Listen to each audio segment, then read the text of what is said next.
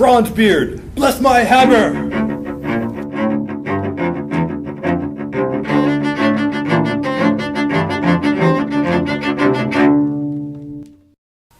Alright, today we're going to be covering something I think is really fun. Most of this code I wrote almost a year ago, but there's a couple new things that I'm pretty proud of, and I'm excited to be discussing this topic. We're going to be talking about spellcasting. To do this, I've got Dillian Ironelm with Spellcasting 1, a character that we made a while back, and we're going to be focusing on this window, the spellcasting window.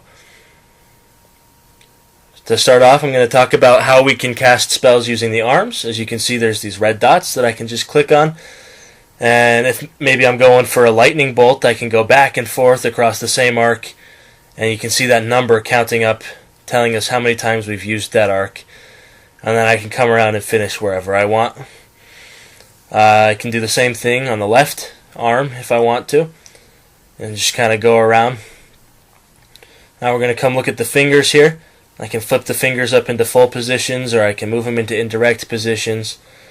I can switch them to half positions. And you can see the drawings change there.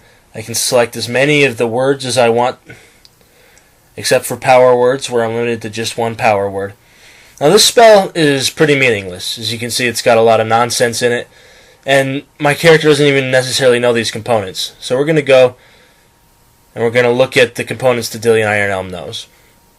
With Spellcasting 1, he only necessarily has 4 components in each category, and since we spent 2 on an advanced netta, and we spent another 2 on this life finger, he's got even less components than that. So there's not a lot to work with here, but I'm going to look at these components and try to figure out what I can do with them.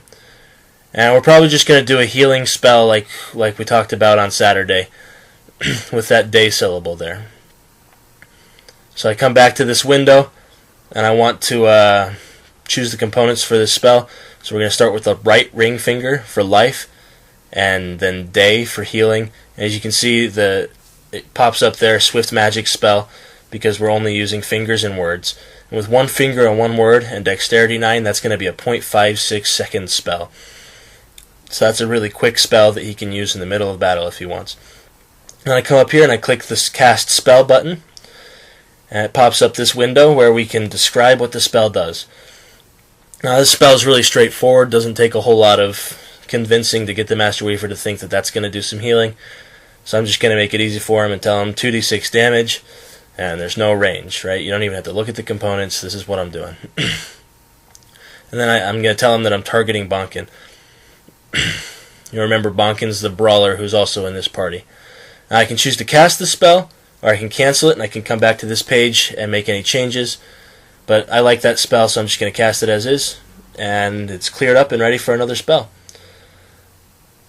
Now in the next video I'm going to be covering writing to spell books and also reading your spell book. There are these 2 other buttons. Thank you very much.